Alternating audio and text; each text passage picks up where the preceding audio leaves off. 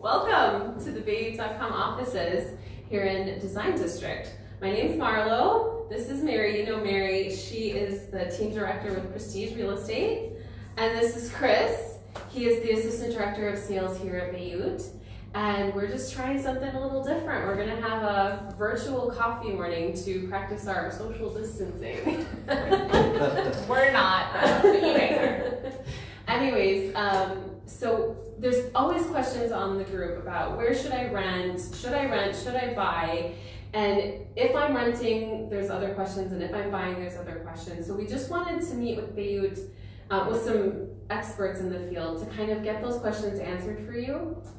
So first off, I guess the easiest question to start with is, should we rent or should we buy here living in Dubai? We'll start off with Mary because she's a member. Hi guys. So it's always what do we call it? The $1 million question, right? Whether we want to buy, do we want to rent? And even for myself, it's always the question that we're constantly bouncing back and forth like a ping pong ball. So renting is absolutely where everybody goes to. It's the first thing you do, especially if you've never been an expat before, you're going into a different country, you're like, I don't want to commit because it is a huge commitment, right? So the first thing you do is you're like, I just want a place to live until I know the area. Well, it works in certain cases, but for now, and especially here in Dubai, the market is so fluid. The advantage of owning a property is pretty amazing. And not just that, back at home, we don't get the same type of ROI or the return on investments, right? The interest rate is low, the market is so amazing to invest at the moment. Quite frankly, I say if you can do it and if you have the financial means, definitely purchase. And that's just my point of view. Chris? I think you're pretty much spot on in terms of what you're saying. I think on everyone's agenda, everyone would like to own an asset, yeah? So everyone's sort of working towards that milestone in their life, which doesn't happen that often. Now, I think in terms of, you need to look at yourself where you're at personally, okay, in terms of your financial situation, in terms of the market pricing, okay, and then sort of reassess where you're at, and then make a decision whether you can actually afford to buy. Because you've got to understand obviously the fees and charges and everything which is there. When you're looking at a property on a portal, for instance, on Beirut.com, you're going to see a set price. However, it doesn't show you the charges which are underlying there as well. So I think you really need to do your research, look into exactly where you're at financially, and then make the decision from there. But obviously, if you can afford to buy, it's definitely the best thing to do. Very good.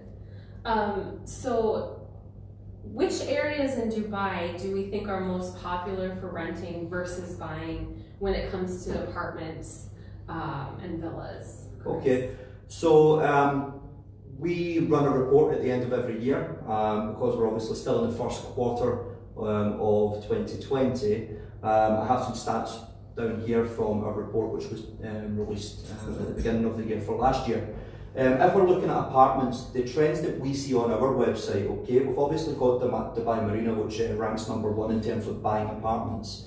The thing about Dubai Marina is it's very diverse in terms of the type of stock which you can get, okay? So you can actually find affordable living there, okay? You can find some high-end stuff there and some stuff which is in the middle.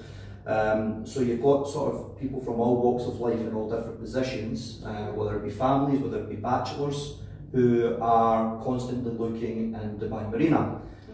We've also got downtown Dubai, which ranked #2 in terms of our most searched areas for buying apartments, and then JVC, which is more of a newer, up and coming area. Okay. However, it's more affordable living. Right. So we've got a lot of interest there, which is still under development, so the prices are still quite reasonable. So we have a lot of interest for JVC. If we're looking at renting, the trends on our website showed Al Nada as being #1 for renting in Dubai. Obviously runs on the borderline between Dubai and Sharjah. We've got Dubai Marina and JVC, which also rank in there for renting apartments. Looking at villa communities, because I know we're obviously speaking to American mums, thanks for having me on. If we're looking at villa communities, which is more obviously family orientated, we're talking for buying. Our most searched area was actually Palm Jumeirah, which is quite high end, which is really surprising. Usually you would think it's quite a niche market who's looking there, but there is a lot of searches going in for Palm Jumeirah. Arabian Ranches in Dubai land as well. The Braeburn Ranch is very well established. If we look at Dubai land, there's a lot more popping up there in terms of your Coil Oxygen, your Madons, Arabella, which is within there. We're seeing a lot more searches going towards those locations. And if we're looking at renting villas, Murdiff, which is probably more catered towards the Arabic community. We've got Jumeirah and Al Barsha as well. Right. So that's the most sort of searched areas in terms of apartments and villas in Dubai. All right. Well, Mary, do you think that the rents will increase or go down in the next few years? Only we had a crystal ball to answer this question. It's so hard because, again, back to the way our market is, and just not here in Dubai, but also even back home, you know, we can say, yes, the current trend is, it looks like it's still decreasing or it's currently stabilizing, and, you know, something can change, and in the next quarter, in the next 3 months, it can just, you know, skyrocket. So at the moment, there is no definite answer. It can go either way, unfortunately. Mm-hmm. It's just back to, I think it goes back to why purchasing is so important, because then it's almost fixed. You just know that your rent is not going to go up, it's not going to go down, right? And there's no variables around that. So in regards to this particular question, I don't have a definite answer. Okay. I just don't. Just to sort of add on to that, I think obviously the way the market is at the moment with the whole sort of pandemic going on, everyone going a little bit crazy, it's going to be really interesting to sort of look at where the market goes in the next couple of months. 2020 was a very much anticipated year in terms of real estate. Yes. We've not got off to the best starts with the sort of the unrest in the Middle East, and then you obviously got the coronavirus, which is floating around everywhere. Social distancing, hand sanitizer in the offices. So it's going to be really, really interesting. I think what we're waiting to see next is what's going to happen with the Expo, okay? Whether it's still going to go ahead or whether it's going to move. And I think that will sort of depend on how the market sort of goes from there, especially with the international side that investors coming in. Yeah, Great. that makes sense. So if I'm a renter and I want to purchase a property, when should I make that switch to purchasing? I think that's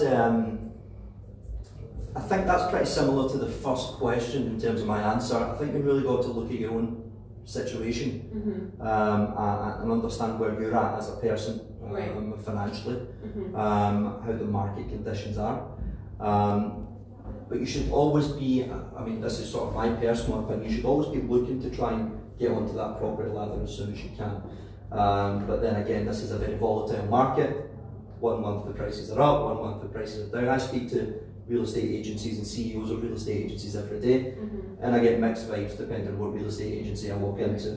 However, looking at our end from the traffic, I mean, obviously it is a renter's market still at the moment. So how the market is, you're getting a lot of people who can now afford to buy, rent out bigger places.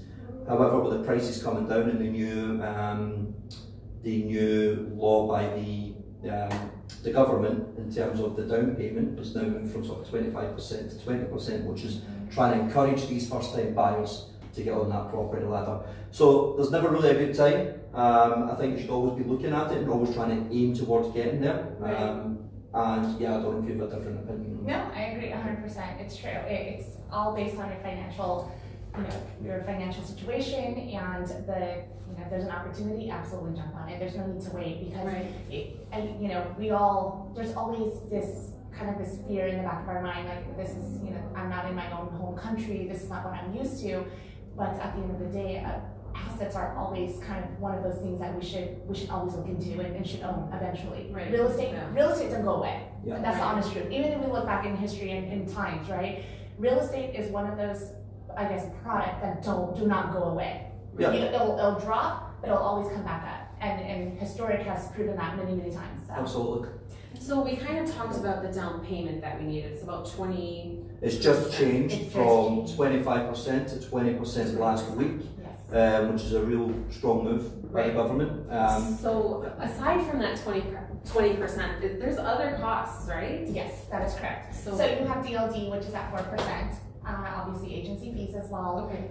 You have your transfer fees in regards to just administrative costs. That does play in factor as well. Yeah. Okay, so 4%. So I would say overall, if you are looking to purchase, you're looking at just to call it an average estimate, between 6 to 8% is what you're looking right in fees, just to cover yourself. Got it. Okay, so even though the prices are going down, before you would have needed about 30% down, but now you're looking at about 25%. Yeah. Yeah, exactly. Which is huge. It doesn't seem like it's a big number, but it will. It affects tremendously. Yeah. Yeah, I would say especially from obviously more mature Western markets where you're talking about 10% roughly down payment. I think that's what it was when I left anyway. It's quite a big chunk and it's quite a big commitment, so I don't think people really understand. Obviously everyone wants to look towards buying, but they don't really understand the sort of commitment they're going to have to make. Right. So they need to make sure that they're financially sound before they make that commitment as well, especially if you've got a family. Exactly. I'm going to throw another question there that isn't on the list. If you're purchasing a property, how long should you expect to keep that property? I mean, you talk about people flipping properties back for where we're from, but that doesn't really happen here so much. So you get obviously two different types of buyers. You've got your investors and then you've got your people who want to live there. I always sort of see property myself as a long-term game in terms of investments that I make. You always want to sort of, I always try and hold on to and just collect the rent and hopefully it goes up in value, then maybe sell one day. But you've got your investor markets who are at this moment in time where probably these international sharks are swimming about the Dubai market looking for these distressed deals with the market situation at the moment. There's going to be some really tasty deals coming to the market, I would say, over the next month or two. Yeah. I know these real estate agents are going to be hammering their landlords saying, look, you need to reduce your prices, the market situation, and then you're going to have these international sharks come in and start cleaning up in terms of distressed deals, distressed sales. If you're in that situation, then you can hopefully try and flip it when the market corrects itself, hopefully in a few months' time. If it's for, well, I always go for the longer term stuff, so there's no real time frame on it. I don't know what your sort of advice on that would be. Yeah, I mean, you know, when we purchase a property, it is a long term, and for Americans, our mentality has always been you purchase a home, you raise your family in it, and eventually you pass it down to your children, and it just stays in the family.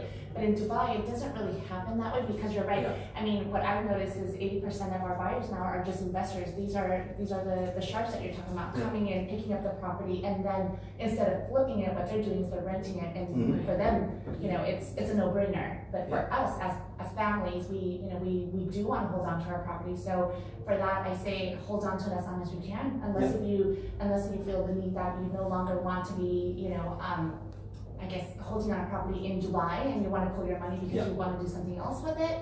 But other than that, I say hold on to it. Of so course. we need to switch our mindset into a more investing mindset rather than like a homestead. Yeah, you get so many different situations. Someone could unfortunately lose their job, they need the liquidity to possibly move back home. It depends on the situation again of that individual. Yeah, right, exactly.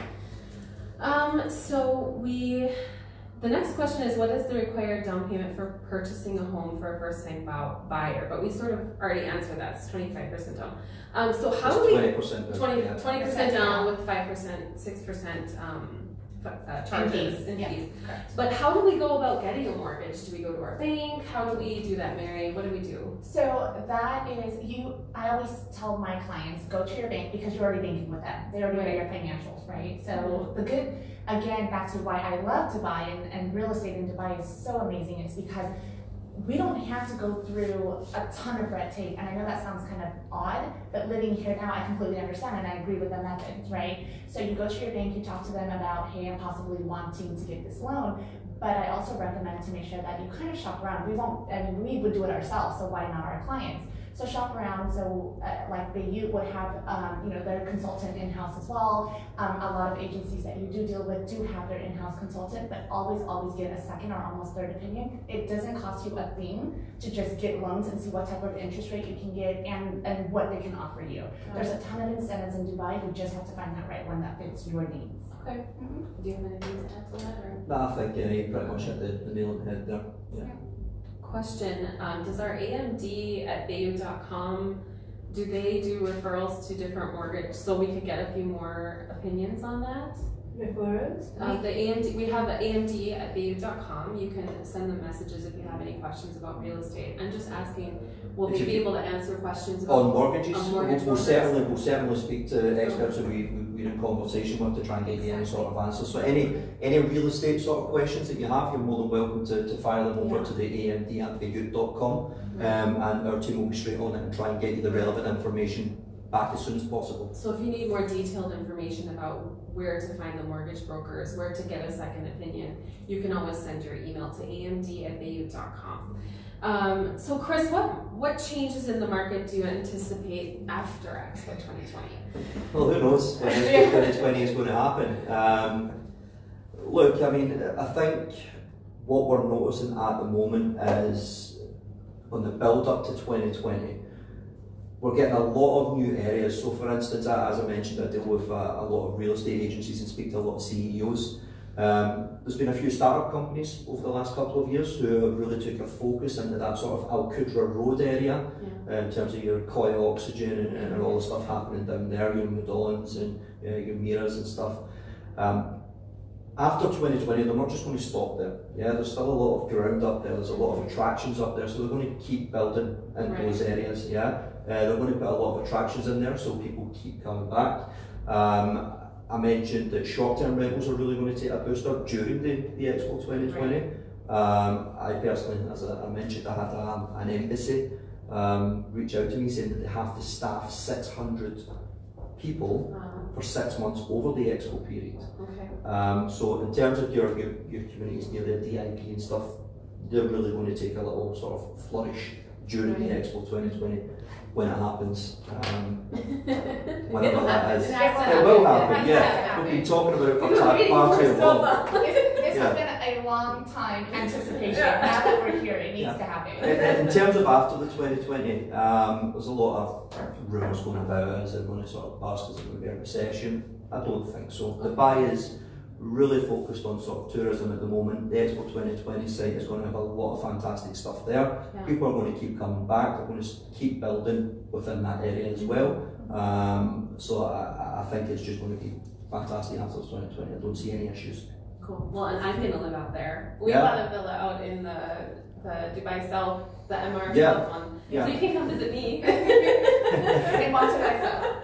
That sounds like and walk to the Expo. And walk to the Expo. Yep, perfect. Very cool. So, is it safe then to make the off-plan investment in Dubai? And is it a safe decision? Look, I think every investment has its element of risk towards it, but what I think the government have done really well here is they've sort of cracked down and held developers accountable for what they're delivering and when they deliver it. So each developer has set milestones laid out, which they need to try and accomplish. Now, I believe that a development can only, and correct me if I'm wrong here, I believe a development can only be delayed over a year. If not, then the landlord, the person who's purchased the off-plan unit, has the right to get some money back. There's some charges which then get allocated to the developer as well. So in terms of an investment, look, there's always an element of risk. However, is it safe? I believe it is a safe investment if you look for the right developer. There's a lot of really credible ones out there.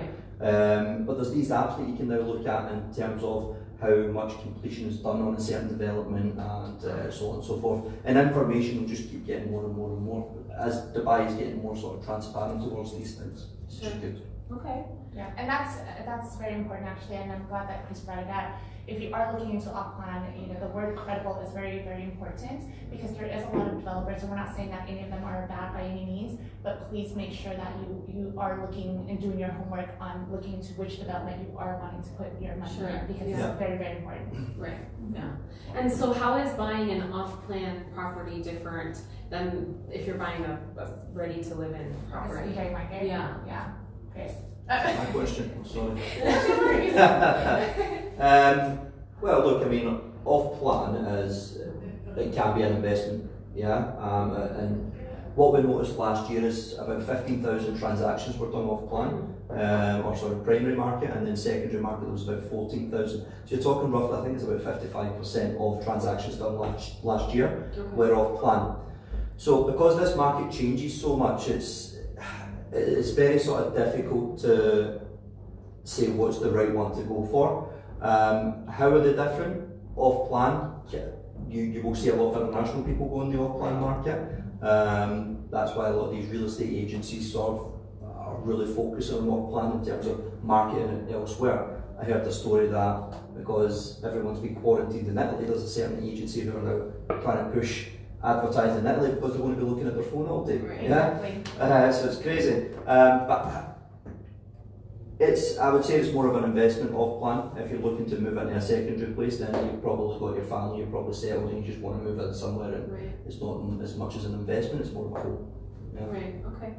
But how is the actual purchasing process different? Can you give us a little insight into how buying off plan works? Yeah, so I mean, especially over the last couple of years, we've seen some really tasty payment plans coming out from certain developers, which especially if you're sort of a first time buyer as well, you don't have to put down that, previously that 25% down payment, yeah? It can be something like 5% or more. Exactly. And then you can actually pay up in installments, and even after the property is done, you can still pay along as well. So it's completely different from the type of purchase you would have from the secondary market. Yeah, so you're not looking at a mortgage then, you're looking at... No, I mean...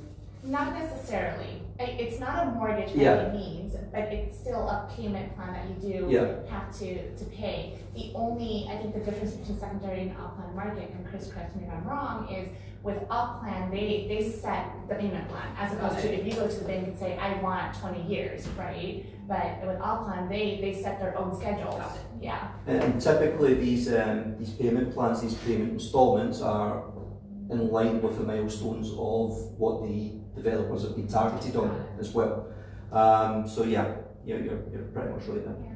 Very cool. So back to rent, once I own a property, let's say I buy a property, are there any hidden costs for when I want to rent that property out? How easy and how expensive is it going to be for me to rent my property out? Quite frankly, it's not as costly as one would think, especially if the unit has been taken care of by your previous tenant, or actually it will be you because you were the previous tenant. So me personally, and what I've seen a lot of our clients love taking a property from the landlord directly, meaning like a landlord that has already lived in, right? Knowing that the property is going to be cared for, it's not a constant turnover. But as a landlord, it's always recommended to make sure that you're every year when you're renewing a contract, make sure you at least go visit the property and ensuring that everything is kosher. But it's not as expensive as you would think, not at all. So if, let's say, I'm moving back home and I'm renting out my property, then that is something that the real estate agent would handle. Absolutely. Yes, absolutely. There's the agent like myself would be, you can say, Mary, look, I'm away, I'm overseas, I really don't have the time. We can absolutely assist you with that. But there's also property management companies within real estate agencies, majority, well, quite a lot of the... Quite a lot, absolutely. Like even ourselves at Prestige, we hold a huge portfolio in just doing property management. And that's something that you don't have to worry about, right? Where you just know that someone's taking care of it, you're not the one getting the 2 a.m. phone calls if there's a water leak, anything like that. So. Very cool. And everybody does it in Dubai, right? Oh my gosh, it's so common. I love it. Again, I mean, the things that we're used to back home and what I see here is just, life is just so much easier in Dubai. It's so much easier. So which properties then, Chris, in Dubai have the highest return on investment? So looking at the 2019 report again, the actual best place for ROI was International City. That was at 9.4%. Okay. And then joint second and third at 8% with Sports City and JLT. Now, International City actually probably has some of the most cheapest units available in Dubai, which I've actually not a lot of companies over this side of town deal with International City. If you actually go to International City, there's probably about maybe 150 real estate agencies in that small little place. So they typically tend to deal with that. But in terms of ROI, it's a fantastic return on investment. You're not going to get many investments which are going to give you that return on your money. Okay. Yeah. And obviously sports cities and people living in GLT, which is still up there as well, which is great. That's for apartments. Do you have any data on the villas? On the villas, let me get some. I don't have that at the moment. Let me get some and I'll answer that question. All right, interesting. Which new areas have good facilities for families to rent and own? Which really sort of popped up, it was sort of there last year, but especially this year, which has really sort of come up, is Dubai House Estate. Oh, okay. Agreed. It is flying. It is really, really flying in terms of the traffic which is going there on the website, in terms of the real estate agencies want to advertise in that place. Very diverse again. You've got your apartments, you've got your high-end villas, you get your townhouses. In terms of facilities wise, you've got the golf course, you've got the mall which is going to be opening up, which is going to be huge. You also have sort of parks, green areas, all that sort of stuff, which you find in your more established communities in Dubai. I would say obviously where I live as well, sort of in the area Emirates living community. That's also in terms of facilities wise, it's a more established area. You get very credible schools, which people always need to sort of take under consideration. And you've got your green areas and all that as well. Yeah.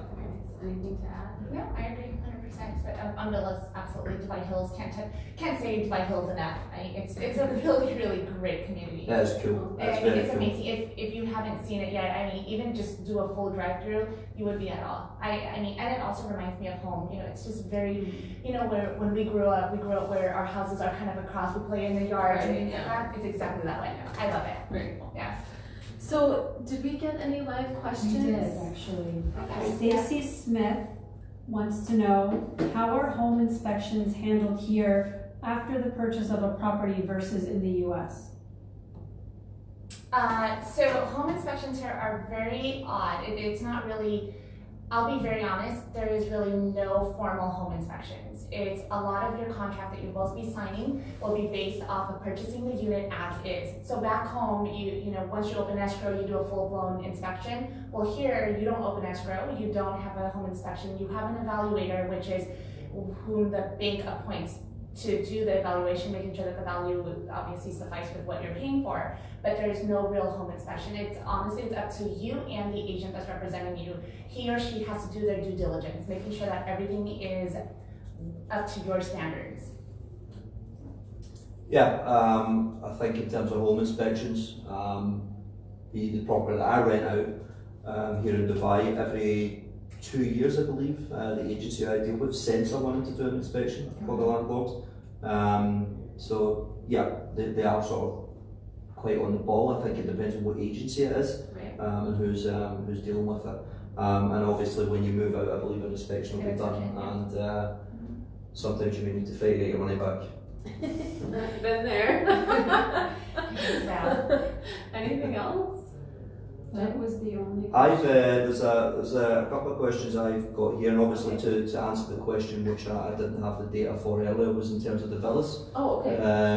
With the best ROI. So we have JVC, which is 6.5% return. We've got the Springs and Madonna, which are sitting about 6%, and then we have Arabian Ranches, which are 5.9%. Oh, that's good to hear. We have a lot of ladies in that area. Yeah. Then we had one other question.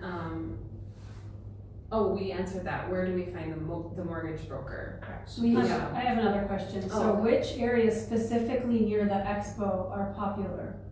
Okay, so looking at our traffic, so in terms of the off-plan traffic, which is from the 2019 report, Dubai South was number one, which is Emaar South. Yes. Good job. Good job.